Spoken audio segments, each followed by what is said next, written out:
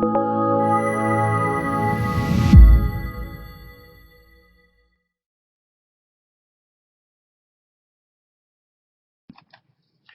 I'm Jacob Hornberger, president of the Future of Freedom Foundation, and this is this week's issue of the Libertarian Angle.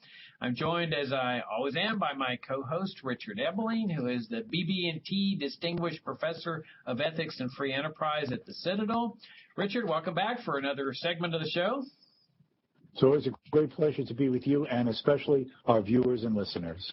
Yeah, likewise. Before we get into the subject of the show, I thought I would announce a really exciting project that we have that was launched yesterday at FFF, and that is a new video series and a new ebook by Richard on Austrian economics.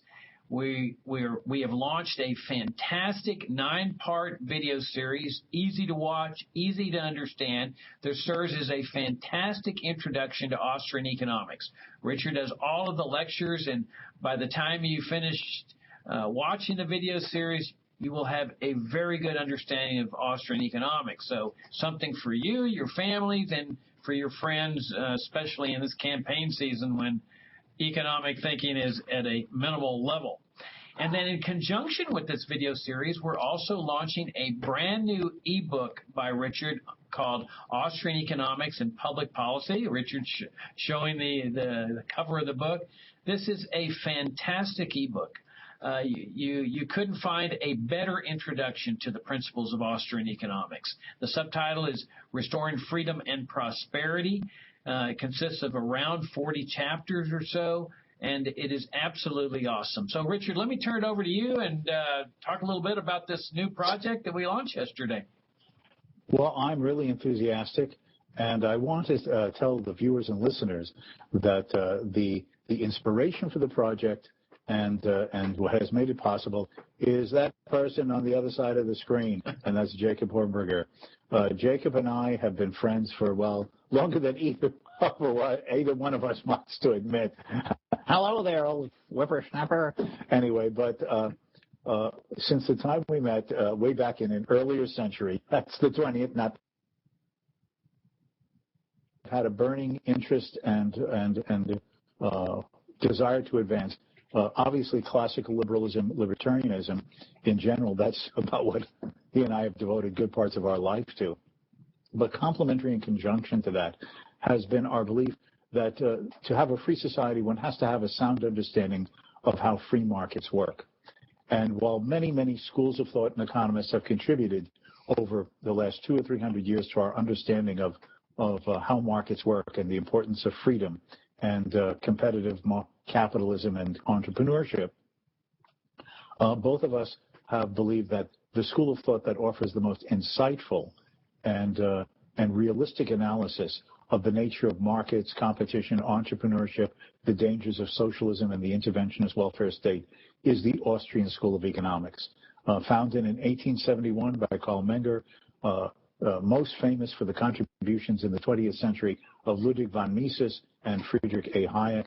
And in this series, as Jacob was saying, a 9-part series, I try to lay out in segments that run from about 15 minutes to 25 minutes, no more than that, the entire body of Austrian economics, the Austrian view of the nature of human action and intentionality, the nature of human choice and decision-making, the workings of the competitive capitalist economy, the crucial role of entrepreneurship, the profit and loss system, and then a discussion of money, the business cycle, and, of course, why government interventionism and socialism inevitably leads to failure and disruption and chaos into the society.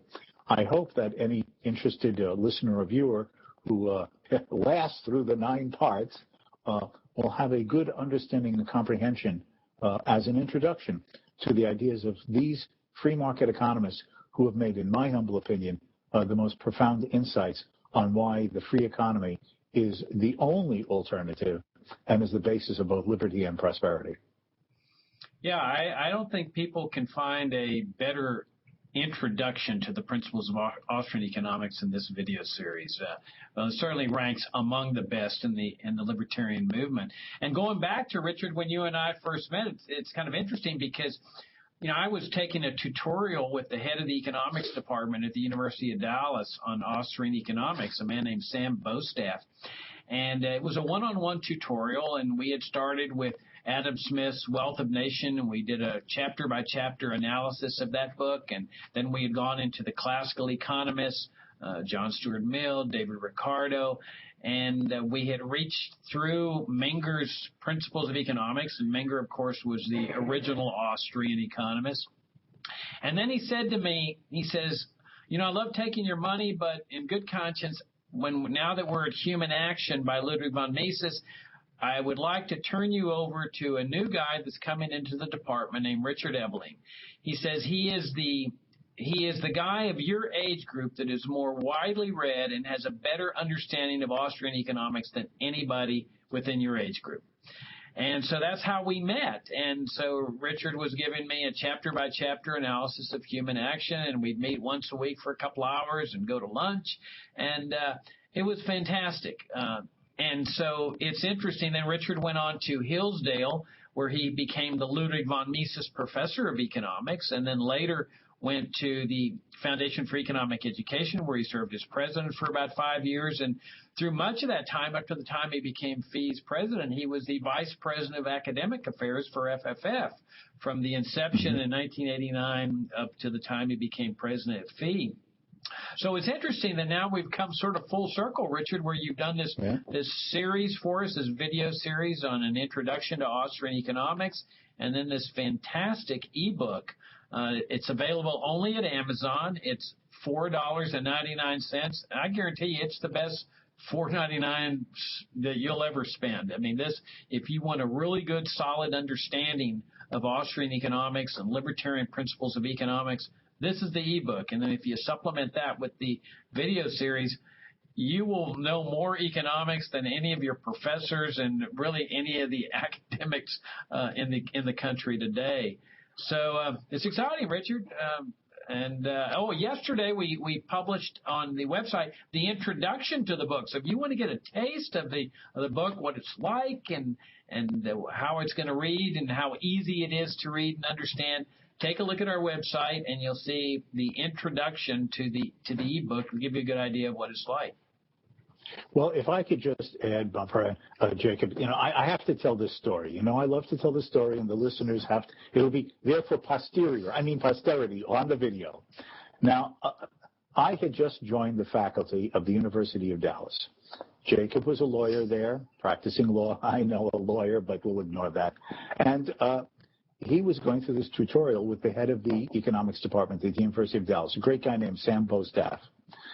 But Bostaff did recommend me. Now, at first I was reluctant.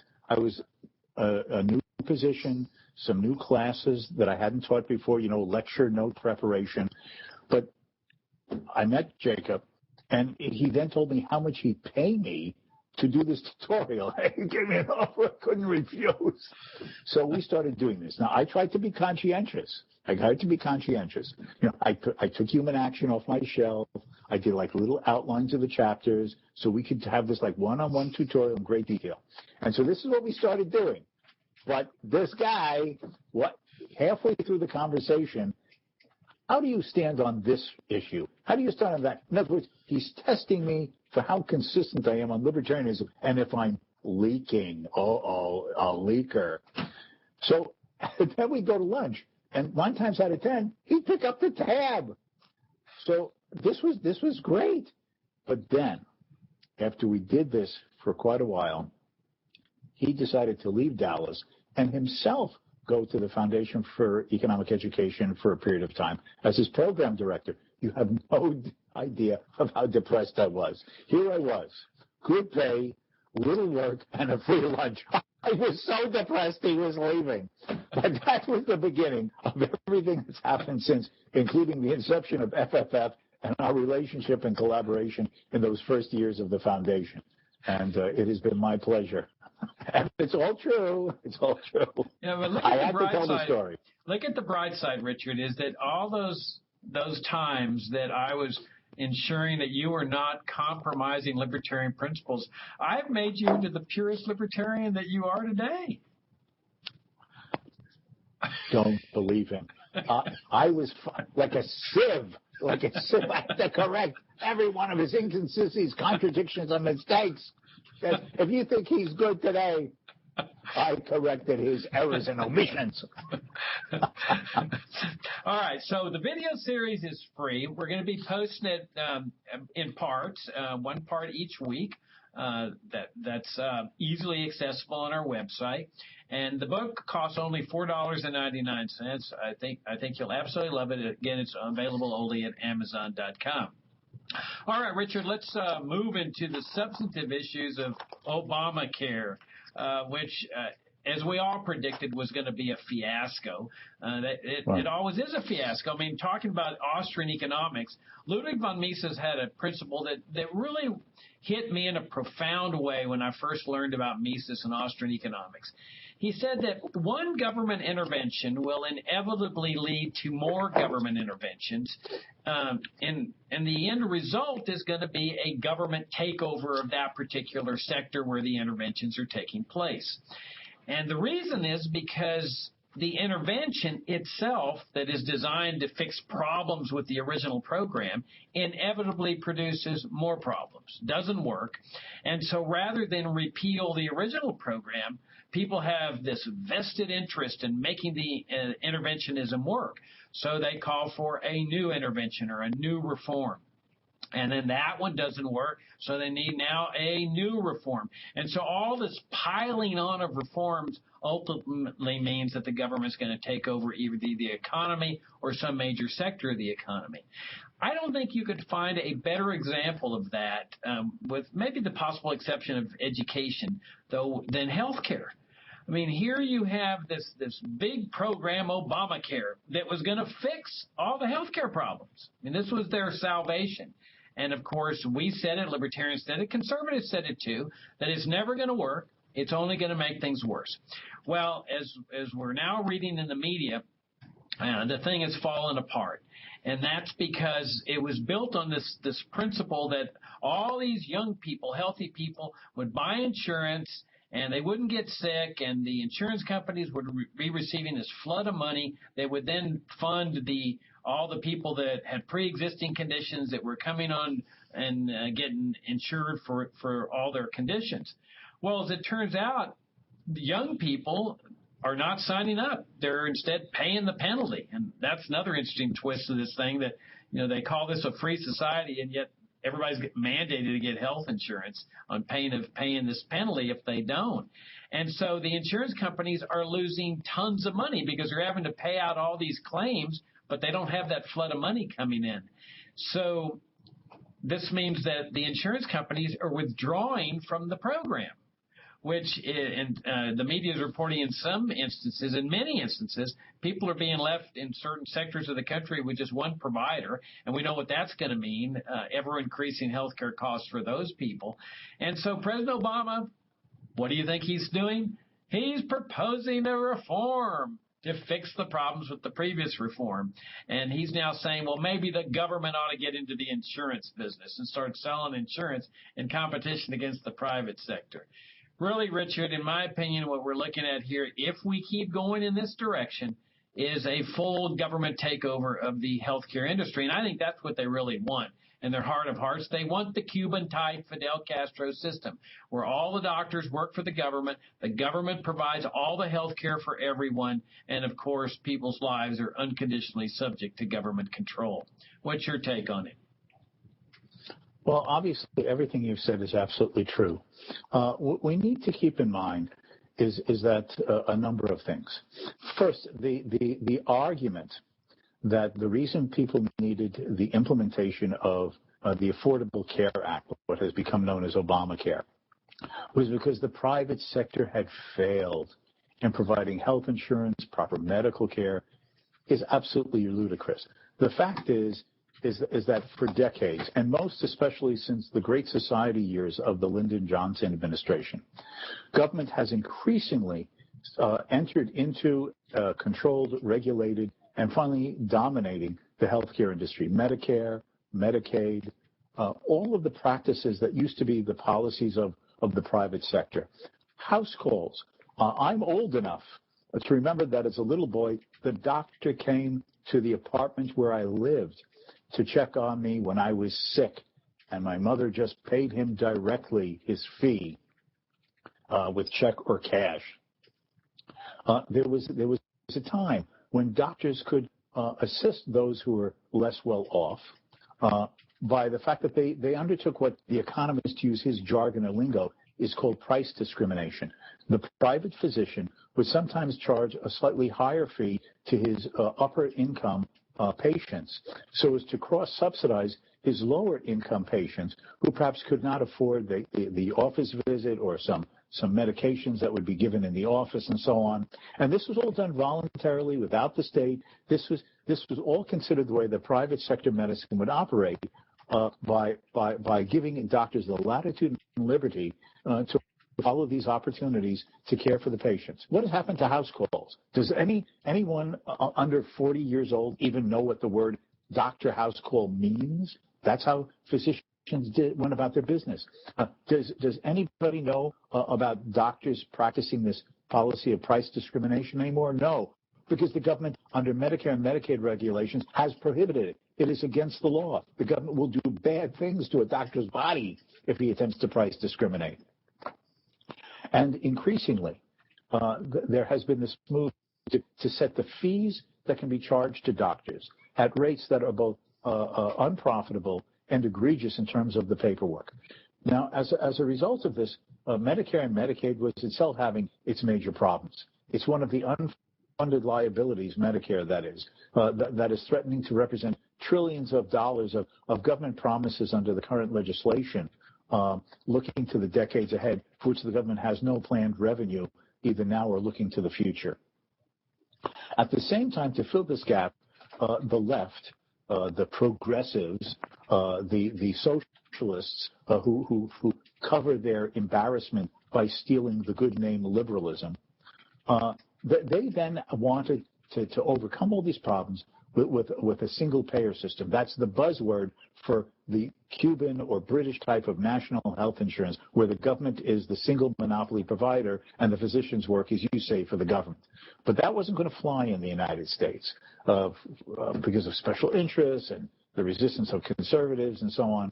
So they put together this Obamacare thing, which is like a Rube Goldberg device that is unimaginably intricate. But the bottom line is hoping that healthy people, as you said, would sign up and subsidize other previously uninsured people who had preconditions or health problems or in the older categories, because all things health given, you're more likely to need medical care of one type or another the older you get. But their premiums would cover the costs of those in the other age brackets and medical preconditions. The fact is that has not turned out to be the case. And the fact even this penalty doesn't cover it. For the simple fact is that the government can't come to Jacob Hornberger and say, you didn't sign up, here's your bill. No. The present legislation only allows them to garnish any amount of a tax reimbursement that the government owes you after April 15th. So in other words, they can just withhold paying you your reimbursement for having overpaid taxes to the federal government, and that's not going to fly. And then there are people who only start signing up for Obamacare when they start getting sick, and then once they've had the medical care, they drop out. So that doesn't cover it. So what is their solution? This is the traditional thing, as you said, that Mises emphasized. There can either be more government intervention to try to compensate and overcome the contradictions, inconsistencies, and imbalances that the earlier intervention has caused, or to admit the unworkability of such socialist and interventionist policies and withdraw the state and allow the market to work. But instead, they don't want to do that. They're going to extend it with more Band-Aids and quick fixes, finally leading, either intentionally or unintentionally, there are unintended consequences, either intentionally or unintendedly, to a situation in which the government will increasingly be taking over health care in a much more direct way, as you were suggesting. Now, of course, the alternative to that is to get government out of the healthcare industry. We every day expect it in the marketplace that each and every day, each year that passes, we're going to have better smartphones, better cell phones, do more features for us, go faster, have better cameras to be able to take pictures, et cetera, et cetera, et cetera. We assume that when we go into one of the stores to buy a television, that the flat screen TV will be of a better quality with more smart features, and the price will be falling as they devise ways to make them better as well as less expensively. In the marketplace, we expect goods and services to improve in quality, and when competition is effectively working, to be available to us at a lower cost so that we're getting more for our dollar over time. The same thing could be with healthcare.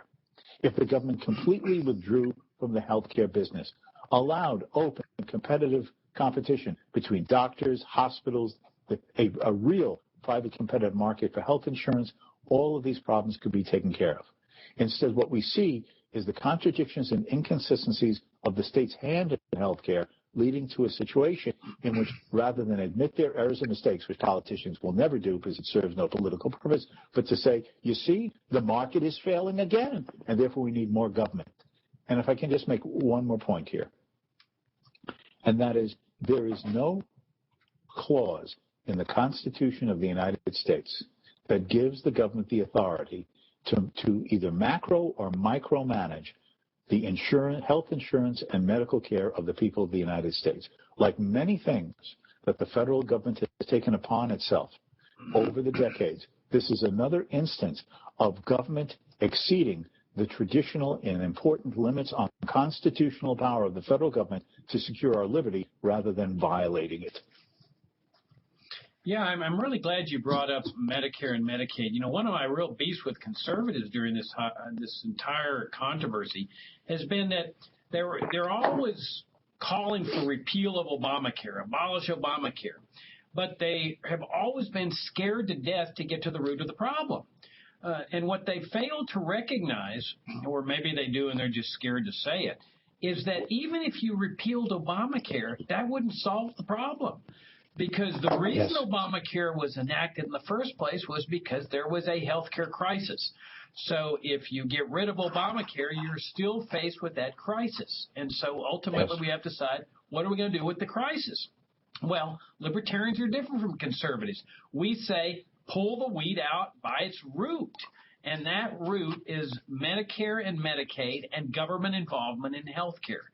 That unless that weed is pulled out by its root, you're going to still have crises that are then again generate calls for reforms and then more problems and up to the point where we are today. I mean, to mix metaphors, in a sense, Medicare and Medicaid are a cancer on the body politic. Well, what do you do to get rid of cancer if you're able to? You radiate it, you use chemotherapy, or you use some other kind of alternative medicine with the aim of eradicating the cancer, killing it. You don't reform the cancer. You don't try to modify the cancer. You try to eradicate it. And that's the problem with Medicare and Medicaid. It's a cancer. And so that's what needs to be repealed. Richard, my recollection is the same as yours. Okay, I grew up in Laredo, Texas, which the Census Bureau at the time said was the poorest city in the United States per capita income. We would walk into doctor's offices in the 1950s, early 60s, in Laredo, and every doctor's office would be filled, mostly with people that they knew could not pay. And there is not one instance that I ever heard of any doctor turning away anyone. And many of them were from Nuevo Laredo, Mexico, that were coming over for medical treatment. But they would bring chickens or baked goods or something to the doctor to offer some type of compensation. And the doctors were among the wealthiest people in town, second only to the oil people. And that's because the money they were making off the people that could pay was making them rich. And they just saw it as their moral or ethical duty to serve the needs of the poor at the same time. That's what genuine freedom is all about. That people have to believe in people in order to have that kind of system. Medicare and Medicaid came along, which were totally unnecessary. And that's the root cause of the ever increasing healthcare expenses to the point where more interventions were being called for and on top of more interventions. So there's really only one solution to this, and that's the free market. The free market produces the best of everything. America once had the finest healthcare system in the world, a free market healthcare system, where doctors loved what they were doing in life. You try to find a doctor that loves what he does in life today, and it's almost impossible to do. They hate it. They hate the regulations. They can't wait to retire. They're sick and tired of the potential criminal liability with Medicare and all the administrative expenses to go into it. The government has destroyed health care in this system. And what boggles my mind, Richard, is why the American people continue to run away from their own heritage. Our heritage is free enterprise, free markets, and that means a free market in health care where there is no Medicare, there is no Medicaid, there are no occupational licensure laws where the people have to get permission, where alternative health care is freely offered to whomever wants it, where there are private certifying agencies and people recommending who the good doctors are in case people want to go down that avenue, where there's no insurance regulation, where the free market and through the competitive process would inevitably provide the greatest healthcare system once again, and especially for those at the bottom of the economic ladder. Absolutely. The example of how doctors have lost their love of medicine. I have a friend who retired a few years from his medical profession. He ran the ER department at a hospital. And I asked him, you're still a relatively young fellow, retiring earlier than, usually is the case with people who are in a serious profession and enjoy what they're doing. And he said he had enjoyed many things, the diagnosis, the treatment, but also the interaction with the patients themselves in the ER and the variety of things that people came in for, talking to the person, examining the person for whatever the problem might be, trying to find that solution to whatever was ailing them. But he said that increasingly, because of Medicare and Medicaid, tablet on his lap in the examination room, punching in monotonously all this bureaucratic information, often in excruciating and irrelevant detail. He spent more time on that than actually talking to the patient and diagnosing his ailment. In other words, medicine had lost its attraction to him as a vocation, not just a profession, but a vocation. And that since he was comfortable enough, he just decided to get out early. And I believe that that's the case, or variations on that, is the case with many medical doctors who went into medicine. Listen, it can often pay well. It's a good salary choice, but also because of their love and interest of medicine and helping people. And that desirable element in the human motive has been weakened or undermined by the growth of the bureaucratic state in medical care. Yeah, and it's also destroyed this lack of faith in other people. I mean, I have absolutely no doubts that if Medicare and Medicaid were abolished today and Obamacare were abolished, even people with pre-existing conditions would find doctors that were willing to treat them at a very low cost because they would be making a fortune off of everyone else. And I have a dentist. Okay, we know there's no Medicare and Medicaid for dentistry. Yet people have dental problems that are extremely poor.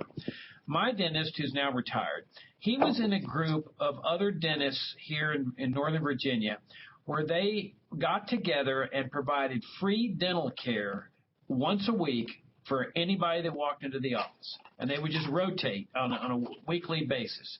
And I'm sure they had plenty of patients. And it was all free. It didn't bother them that they weren't getting paid for this. They felt it was their ethical duty to give back to the community. That's exactly what was happening before Medicare and Medicaid were brought into existence. It's what would happen today. But that's what freedom requires. It requires this faith in other people. It requires the faith in the free market process. But the fruits of that kind of system are unbelievable, because that would be the way to get doctors back into loving what they do, just get government out of the process, and it would restore the finest healthcare system in the world, one that is totally contrary to the type of healthcare system that they're leading us toward, the Cuban model, the North Korean model, the socialist model. Absolutely. I agree with you completely. What we need is freedom in the medical care arena and not further statism. That is the problem and not the solution.